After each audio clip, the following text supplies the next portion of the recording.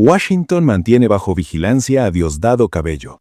En los últimos días, sus movimientos y declaraciones han encendido las alarmas en Estados Unidos, porque existe la sospecha de que podría estar preparando el terreno para una insurgencia interna en Venezuela. La preocupación creció aún más después de uno de sus discursos más recientes. Cabello cerró con una frase directa y cargada de tensión. Vamos, muchachos, a la calle, a la batalla y a la victoria. No fue una consigna más dentro de la retórica chavista. El tono fue distinto. Se percibía rabia, frustración y también una sensación de decisión tomada. Ese detalle es importante. Cabello no es un dirigente cualquiera dentro del poder venezolano.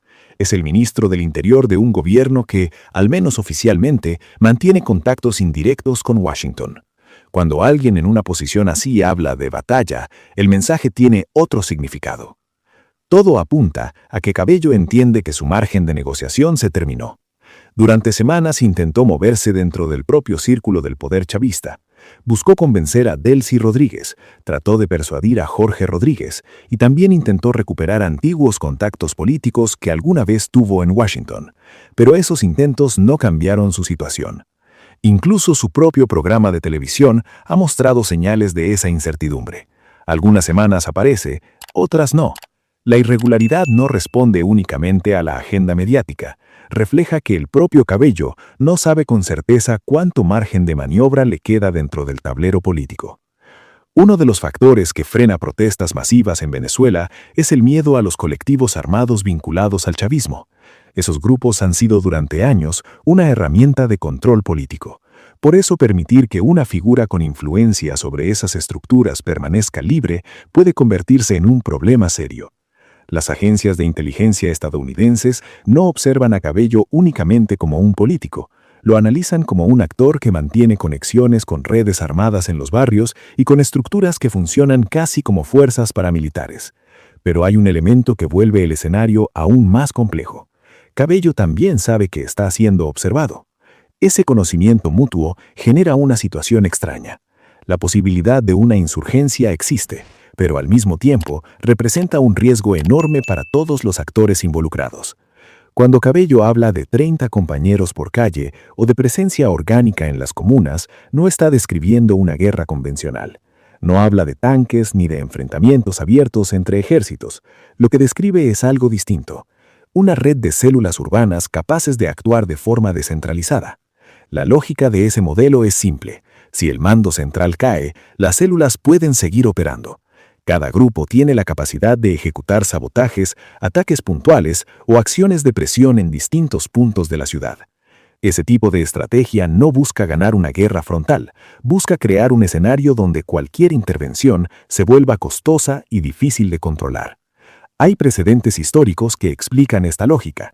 Durante la invasión estadounidense a Panamá, en 1989, para capturar a Manuel Noriega, algunos grupos leales al régimen intentaron provocar caos en zonas urbanas para complicar la narrativa del conflicto.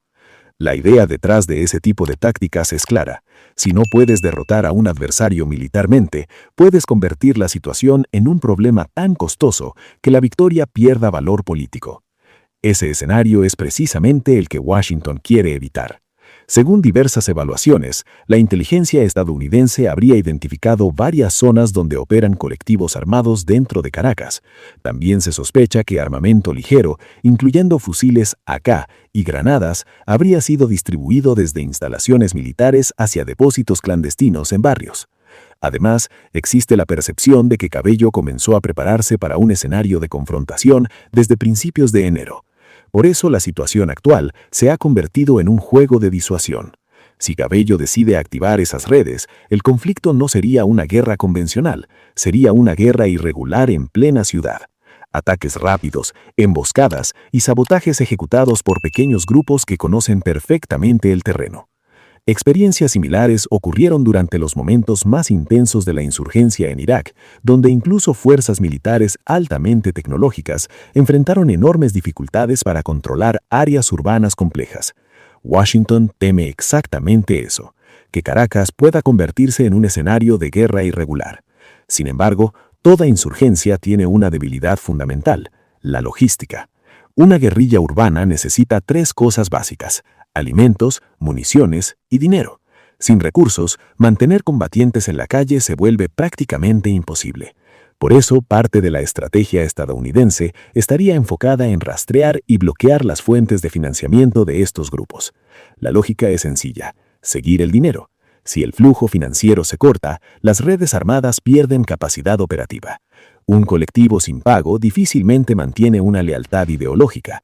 En muchos casos, su fidelidad depende más del dinero que de la política. Pero aquí aparece otro problema. Algunos de esos grupos han construido economías paralelas basadas en extorsión, microtráfico y control territorial. Eso significa que cortar el financiamiento oficial no necesariamente elimina su capacidad de operar. En ese contexto, una insurgencia en Caracas sería muy distinta a movimientos guerrilleros tradicionales como las FARC o el ELN, que operaban principalmente en zonas rurales. Aquí, el escenario sería urbano, nocturno y extremadamente denso. Barrios como Petare, con cientos de miles de habitantes y calles estrechas que forman verdaderos laberintos, podrían convertirse en territorios extremadamente difíciles de controlar. La historia demuestra que conflictos así rara vez se resuelven únicamente con fuerza militar. En Perú, por ejemplo, el movimiento insurgente Sendero Luminoso resistió durante años hasta que en 1992 fue capturado su líder Abimael Guzmán.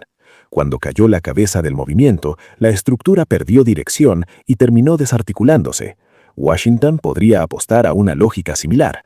Capturar a Cabello podría ser el golpe que desarme una posible red insurgente antes de que se active completamente. Pero ese movimiento también implica riesgos.